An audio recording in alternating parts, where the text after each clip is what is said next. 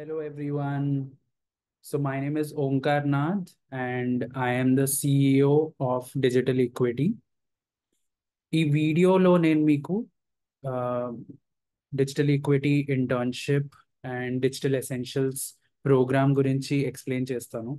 And మీకు ఈ programme and మేము చేసే పని నచ్చితే మీరు మా ఆర్గనైజేషన్ పార్ట్ అవ్వాలనేసి నేను కోరుకుంటున్నాను. So let's go ahead and understand what does digital equity do.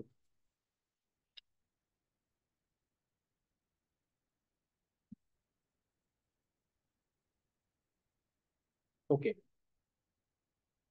All right. So digital equity is empowering disadvantaged youth through digital literacy. Digital literacy అంటే ఏంటి?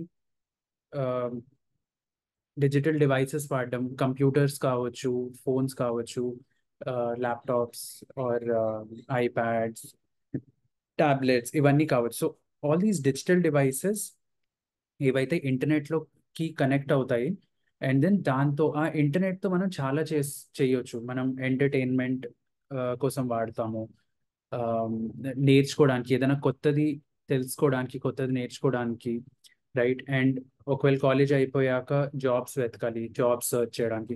సో ఇంటర్నెట్ అనేది మన మనల్ని వరల్డ్తో కనెక్ట్ చేస్తుంది, ఆపర్చునిటీస్తో కనెక్ట్ చేస్తుంది. So digital equity ఏం చేస్తుంది? It is helping the youth. ఎవరికైతే దీని గురించి ఐడియా లేదు, అవగాహన లేదు, వాళ్ళల్లో ఆ అవేర్నెస్ అనేది పెంచుతుంది. ఓకే, ఎలా చేస్తాము అనేది తెలుసుకుందాం. So first let's start with understanding your knowledge about computers, internet and technology. ఈ వీడియోని పాజ్ చేసి ఒకసారి ఆలోచించండి. Why is learning computers, internet, and technology important? Okay, maybe pause for 30 seconds and think of an answer. Why this is important? అసలు ఇవి ఉన్నాయి already, కానీ మనకు వాటి గురించి తెలీదు. మనం అది నేర్చుకోకపోతే మనం లాస్ అయిపోతాం. What are the things that we lose if we don't know how to use them? Okay, so next question, software వాళ్ళు లేదా ఐటీ వాళ్ళకే ఈ కంప్యూటర్, ఇంటర్నెట్ అండ్ టెక్నాలజీ నేర్చుకోవడం అవసరమా, లేదా అందరికీ అవసరమా? ఇది మెడికల్ ఫీల్డ్లో ఉన్న వాళ్ళు, అంటే డాక్టర్స్ కానివ్వండి, లేదా నర్స్ ఆర్ ఇట్లాంటి వాళ్ళు, ఆర్ కామర్స్ ఫీల్డ్లో ఉన్న వాళ్ళు, BSc students or art student, ఇలాంటి వాళ్ళు, వీళ్ళకి ఐటీ అండ్ సాఫ్ట్వేర్తో సంబంధం లేదు. కానీ థింక్ అబౌట్ ఇట్, ఇది అవసరమా వాళ్ళకి? ఓకే, నెక్స్ట్ స్టెప్కి వెళ్దాము. కంప్యూటర్స్ అండ్ ఇంటర్నెట్ అనేవి హై స్కూల్ పిల్లలకి, అంటే 9th స్టాండర్డ్ 10th స్టాండర్డ్ పిల్లలకి, ఎవరైతే స్కూల్ కంప్లీట్ చేసి ఒక కెరియర్ని చూస్ చేసుకోబోతున్నారు, అట్లాంటి వాళ్ళకి ఇది అవసరం ఉందా? ఓల్డ్ పీపుల్కి, ముసలోళ్ళకి, లేదా ఫార్మర్స్కి, విమెన్కి, కూలి పని చేసుకునే వాళ్ళకి అవసరం ఉందా ఇది నేర్చుకోవడం? Right. So it's a question for you. ఆలోచించి దీని సమాధానం గురించి ఆలోచించండి. Okay, so now let's understand అసలు ఈ డిజిటల్ డివైడ్ వల్ల ఇండియాకి ఏంటి లాస్. డిజిటల్ డివైడ్ అంటే ఆ డిజిటల్ లిటరసీ లేకపోవడం, కంప్యూటర్స్ ఆర్ టెక్నాలజీ ఆర్ ఇంటర్నెట్ని ఎలా వాడాలి తెలియకపోవడం. ఒక డివైడ్ ఏమో అసలు డివైస్ అండ్ ఇంటర్నెట్ లేకపోవడం, రెండోదేమో చేతిలో ఉన్నా కానీ దాన్ని ఎలా వాడాలి, దాంట్లో ఏమేమి ఆపర్చునిటీస్ ఉన్నాయి, అసలు దాని పొటెన్షియల్ ఏంటి, అది తెలియకపోవడం. Okay, so 400 million under privilege children are there in India. అంటే 40 కోట్ల మంది పిల్లలు అండర్ ప్రివిలేజ్డ్. సో మనం కన్సిడర్ చేయొచ్చు, వాళ్ళ దగ్గర ఒకవేళ ఫోన్ అండ్ డివైసెస్ ఉన్నా కానీ వాళ్ళకి తెలీదు ఎలా దాన్ని వాడాలి. ఓకే, 90% ఆఫ్ ద పీపుల్ ఇండియాలో ఉన్న వాళ్ళకి ఇంటర్నెట్ని కరెక్ట్గా ఎలా వాడాలో తెలీదు. 1 crore children every year high స్కూల్కి వెళ్తారు, అంటే వాళ్ళు చదువుకొని నెక్స్ట్ కాలేజెస్కి వెళ్ళిపోతారు. వాళ్ళ చుట్టూ ఉన్న వాళ్ళతో అడుగుతారు ఏం చేయాలి, ఇంజనీర్ అవ్వాలా, డాక్టర్ అవ్వాలా, ఏం చేయాలి.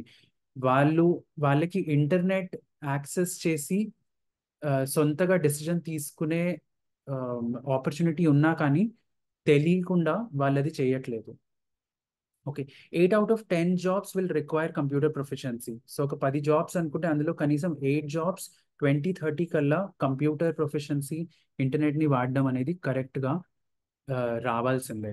Okay, 1 out of 10 house holds have access to computer. Only 10 ఇళ్లలో ఒక ఇంట్లో ఉన్న వాళ్ళకే యాక్సెస్ ఉంది. అది ఇంట్లో ఉండొచ్చు లేదా స్కూల్లో యాక్సెస్ ఉండొచ్చు. చాలా చాలా మన కంట్రీలో ఓన్లీ 10% వాళ్ళకి ఆ యాక్సెస్ ఉంది.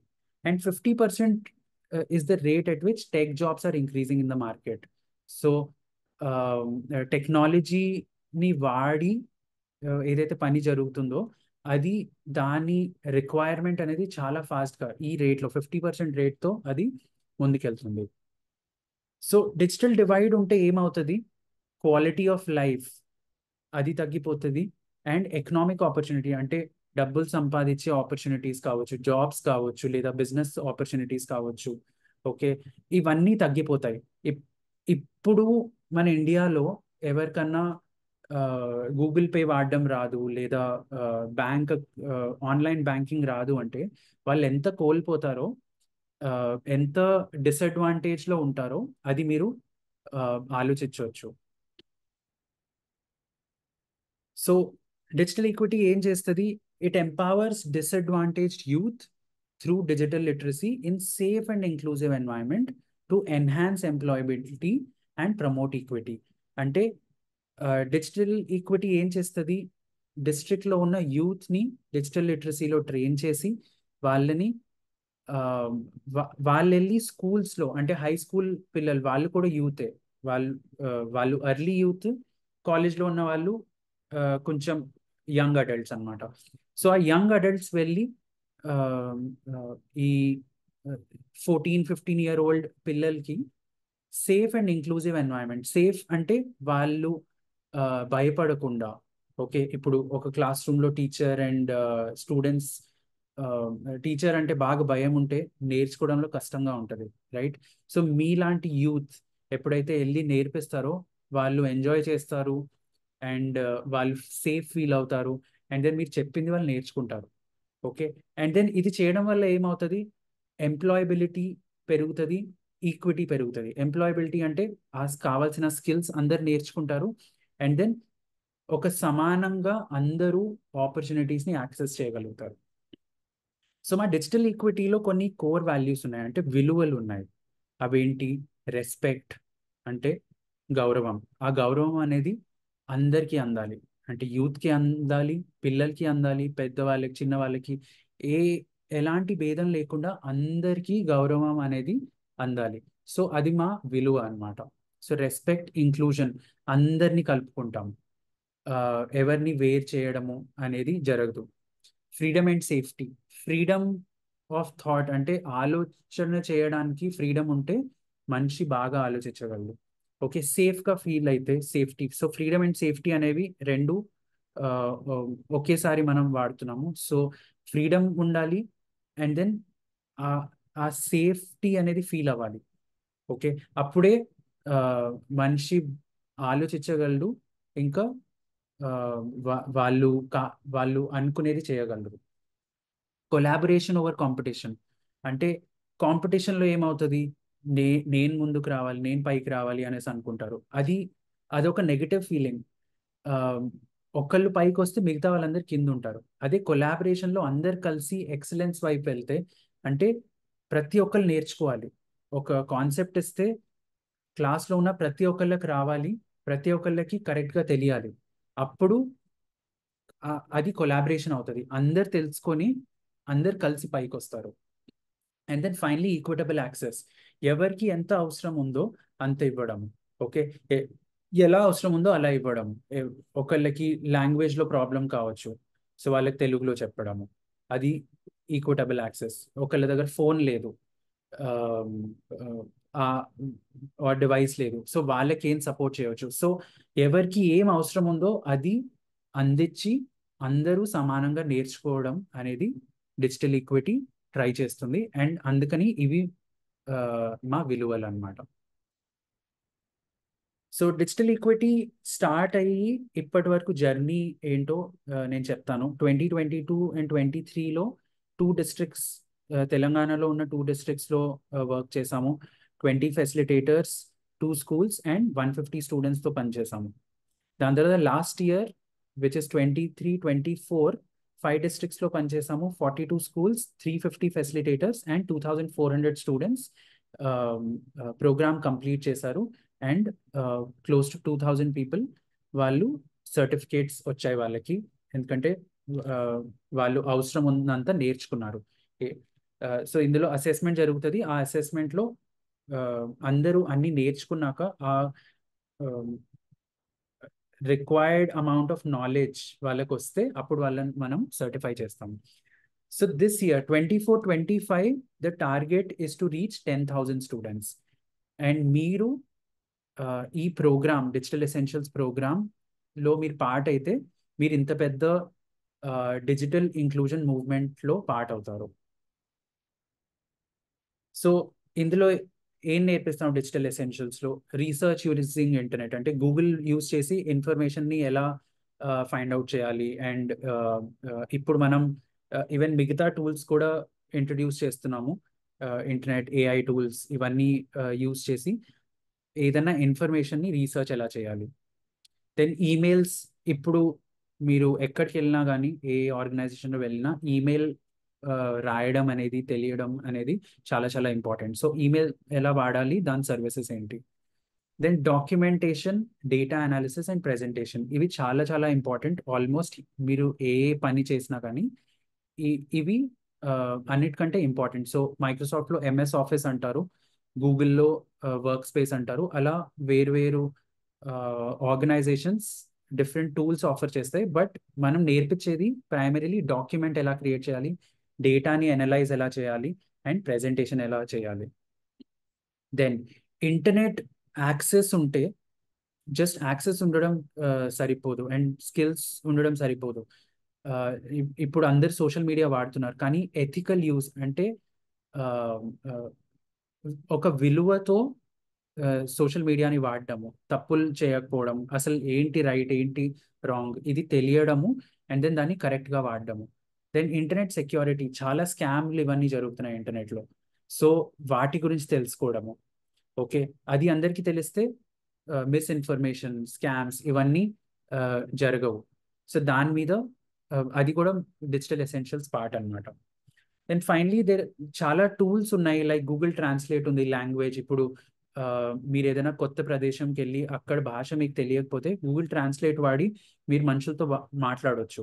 సో అలా చాలా ఆర్గనైజేషన్స్, ఈ సాఫ్ట్వేర్ కంపెనీస్ కొత్త కొత్త టూల్స్ తెస్తున్నాయి. ఆ యూస్ఫుల్ టూల్స్ని మనం ఇంట్రడ్యూస్ చేస్తాము. సో ఈ Google translate, lens and maps అనేవి అలాంటి టూల్స్ అనమాట. సో ఈ ప్రోగ్రామ్ ఆల్మోస్ట్ 12 వీక్స్ రన్ అవుతుంది. Every week 1.5 to 2 hours college youth, మీలాంటి యూత్ వెళ్ళి స్కూల్స్లో టీచ్ చేస్తారు. మోస్ట్లీ గవర్నమెంట్ స్కూల్స్, లో ఇన్కమ్ ప్రైవేట్ స్కూల్స్లో టీచ్ చేస్తారు. వారానికి ఒకరోజు, 12 వీక్స్ కాబట్టి మీరు టోటల్ 3 months ఈ ఇంటర్న్షిప్ చేస్తారు. అండ్ ఎవ్రీ వీక్ ఒకసారి వెళ్ళి ఈ ప్రోగ్రామ్ని రన్ చేస్తారు. టోటల్ మాడ్యూల్స్ ఇక్కడ ఉన్నవి 7 అనమాట. సో 1, 2, ఇక్కడ 3, which is so 1, 2, 3, 4, 5, 6, 7, total 7 modules. And ఈ ఇయర్ మేము జనరేటివ్ ఏఐని కూడా ఇంట్రడ్యూస్ చేస్తున్నాము. ఈ టూల్స్ని ఇంకా ఎఫెక్టివ్గా ఏఐ యూజ్ చేసి ఎలా వాడాలి అనేది మనం దాంట్లో పెడతాము. ఓకే, సో ఆర్గనైజేషన్ స్ట్రక్చర్ ఎలా ఉంటుంది అంటే, ఫస్ట్ థింగ్, మీరు అనుకున్నట్టు ఒక ఆర్గనైజేషన్లో వీళ్ళు పైన వీళ్ళ కింద అనేది డిజిటల్ ఈక్విటీలో జరగదు. అందరూ సమానం. నేను CEO అయినా అండ్ ఒక ఇంటర్న్ అయినా అందరూ ఒకటే, రైట్? మనం అందరం ఒక రోల్ని పాటిస్తున్నాము, మన కొన్ని రెస్పాన్సిబిలిటీస్ ఉంటాయి. సో మీరు ఆర్గనైజేషన్ జాయిన్ అయ్యాక ఏదైతే రోల్ తీసుకుంటారో మీకు కొన్ని రెస్పాన్సిబిలిటీస్ ఉంటాయి. అండ్ దెన్ అందరినీ ఒకే సమానంగా చూస్తాము, అందరినీ సమానంగా చూస్తాము. ఓకే, సో కోర్ టీంలో ఏంటంటే బ్యాక్ ఎండ్ టీమ్ ఉంటుంది, అండ్ ఆపరేషన్స్ వాళ్ళు ఉంటారు, వీళ్ళంతా ఉంటారు. సో ఎలా ఏం చేయాలి, డైరెక్షన్స్ ఏంటి, ఇవన్నీ డిఈ కోర్ టీమ్ చూసుకుంటుంది. Okay. And then program coordinators ఉంటారు. ప్రతి 2500 స్టూడెంట్స్కి ఒక ప్రోగ్రామ్ కోఆర్డినేటర్ని అసైన్ చేస్తాము. ప్రోగ్రామ్ కోఆర్డినేటర్ ఒక రీజనల్ పాయింట్ ఆఫ్ కాంటాక్ట్తో వర్క్ చేస్తారు. So regional point of contact డిస్ట్రిక్ట్లో మీ లాంటి యూత్ ఎవరైతే జాయిన్ అవుతారో అండ్ మీరు స్పెసిఫిక్ స్కిల్స్ కానీ మీ దగ్గర ఉంటే అప్పుడు మిమ్మల్ని రీజనల్ పాయింట్ ఆఫ్ కాంటాక్ట్ చేస్తాము. And then next regional point of contact school point of కాంటాక్ట్తో వర్క్ చేస్తారు. సో నేను ఎలా అయితే చెప్పానో యూత్ వెళ్ళి స్కూల్స్లో పనిచేస్తారు. సో ప్రతి స్కూల్కి ఒక స్కూల్ పాయింట్ ఆఫ్ కాంటాక్ట్ ఉంటారు. ఆ స్కూల్ పాయింట్ ఆఫ్ కాంటాక్ట్కి ఒక టీం ఉంటుంది. ఆ టీం వీళ్ళంతా యూతే. సో లీడ్ ఫెసిలిటేటర్స్ అనే వాళ్ళు వాళ్ళకి ఒక 10 స్టూడెంట్స్ని అసైన్ చేస్తాము. ఆ యూత్కి 10 స్టూడెంట్స్ని అసైన్ చేస్తే ఆ లీడ్ ఫెసిలిటేటర్కి ఒక రెస్పాన్సిబిలిటీ ఉంటుంది. ఈ టాపిక్స్ అన్ని నేను ఏదైతే చెప్పానో ఆ టాపిక్స్ అన్ని ఆ 10 మంది పిల్లలకి నేర్పియాలి. దెన్ ఒక సపోర్ట్ ఫెసిలిటేటర్ ఉంటారు. ఆ support facilitators usually first year are mostly first year వాళ్ళు ఉంటారు ఎవరైతే వాలంటీర్ చేస్తారు. ఓకే. అండ్ ఇక్కడ ఉన్న వాళ్ళు అందరికీ ఒక స్టైపెండ్ పే చేస్తాం. సో మీరు ఇచ్చిన టైంకి అండ్ స్కూల్లో వెళ్ళి పని చేసినందుకు మీకు సమ్ రెమ్యునరేషన్, సమ్ మనీ అనేది పే చేస్తాం. సపోర్ట్ ఫెసిలిటేటర్కి మాత్రం బేసిక్ ట్రావెల్ అలవెన్స్ అనేది పే చేయడం జరుగుతుంది. సో ఇక్కడ చూడండి last year and before last year ఎలా యూత్, మీలాంటి యూత్ వెళ్ళి స్కూల్స్లో టీచ్ చేశారు, వాళ్ళతో ఆడుకుంటారు పిల్లలతో, అండ్ దెన్ వాళ్ళకి టాపిక్స్ అన్ని నేర్పిస్తారు. అండ్ దెన్ వన్స్ టాపిక్స్ అన్ని నేర్పించాక ఫైనల్గా స్టూడెంట్స్ అనే వాళ్ళు ఒక ఫైనల్ ప్రాజెక్ట్ మీద పనిచేస్తారు. వాళ్ళకి ఒక లిస్ట్ ఆఫ్ టాపిక్స్ ఇచ్చి ఆ టాపిక్స్ వాళ్ళు చూస్ చేసుకుని దాని మీద డాక్యుమెంట్స్ క్రియేట్ చేస్తారు. ఒక స్ప్రెడ్ షీట్ ఆర్ ఎక్సెల్ మీద వాళ్ళు డేటా అనలైజ్ చేసి గ్రాఫ్స్ క్రియేట్ చేస్తారు, పై చార్ట్స్ క్రియేట్ చేస్తారు. అండ్ దెన్ ఫైనలీ ఒక ప్రెజెంటేషన్ క్రియేట్ చేసి అందరి ముందు వాళ్ళు ప్రెజెంట్ చేస్తారు. సో ఇది మీరు కాలేజ్లో ఆల్రెడీ ఇప్పుడు చేస్తుండొచ్చు, లేదా మీరు చేసి ఉండకపోవచ్చు, కానీ మీరు నేర్చుకొని ఆ 9th గ్రేడ్ పిల్లలకి మీరు నేర్పించి వాళ్ళని ఈ లెవెల్కి తీసుకొని రావాలి. అది ఉంటుంది మీ రెస్పాన్సిబిలిటీ. సో ఇప్పుడు ఇందులో జాయిన్ అవ్వడం వల్ల మీలాంటి యూత్కి what is the use? So as a college student, మీరు జస్ట్ కాలేజ్ స్టూడెంట్గా ఉంటూ గ్రాడ్యుయేట్ అయిపోయి జాబ్కి వెళ్తే మీకంత వాల్యూ ఉండకపోవచ్చు. ఓకే. ఎందుకంటే వర్క్ ఎక్స్పీరియన్స్ లేదు అండ్ ఆ ప్రొఫెషనలిజం ఇవన్నీ మీకు కాలేజ్లో ఉంటూ అంత డెవలప్ కావు. కొంతవరకు వర్క్ షాప్స్ అవి ఇవి జరుగుతాయి, బట్ కంప్లీట్గా కావు. కొంతమంది ఇవి లేకపోయినా ప్రొఫెషనల్గా డెవలప్ అవుతారు, కానీ ఎక్కడికైనా వెళ్ళి పని చేసి ప్రొఫెషనల్లీ పని చేస్తే అది ఇంకా గ్రో అయ్యే ఛాన్సెస్ ఉంటాయి. సో కాలేజ్ స్టూడెంట్గా ఉంటూ మీరు కాలేజ్లోనే ప్రొఫెషనల్ అయిపోతారు. వర్క్ ఎక్స్పీరియన్స్ వస్తుంది విత్ అ స్టైపెండ్. మీరు చేసిన పనికి మీకు పేమెంట్ కూడా దొరుకుతుంది. దెన్ మీరు చేసే పని ఏంటి? మీరు ఏదో మామూలు జాబ్ చేయట్లేదు. మీరు మీ డిస్ట్రిక్ట్లో డిజిటల్ లిటరసీని స్ప్రెడ్ చేస్తున్నారు. మీరు పిల్లలకి నేర్పిస్తారు, ఆ పిల్లలు వెళ్ళి ఇంట్లో వాళ్ళకి నేర్పిస్తారు, మీరు మీ ఇంట్లో వాళ్ళకి నేర్పిస్తారు. సో అలా డిజిటల్ లిటరసీ అనేది మొత్తం డిస్ట్రిక్ట్లో స్ప్రెడ్ అవుతుంది. ఓకే. అండ్ దెన్ ఫైనలీ ఇదంతా చేయడం వల్ల మీకు ఏం డెవలప్ అవుతాయి? Hard and soft skills develop అవుతాయి. ఈ హార్డ్ అండ్ సాఫ్ట్ స్కిల్స్ అనేవి మీ ఫ్యూచర్ జాబ్స్కి చాలా important, right? So digital equity ఒక డిజిటల్ ఇంక్లూజన్ మూవ్మెంట్ రన్ చేస్తుంది ఇండియాలో. అండ్ మీరు ఈ మూవ్మెంట్లో పార్ట్ అవ్వాలి అనుకుంటే డెఫినెట్గా మా ఆర్గనైజేషన్ జాయిన్ అవ్వండి, రిజిస్టర్ అవ్వండి, and then we want to see you in digital equity. Thank you.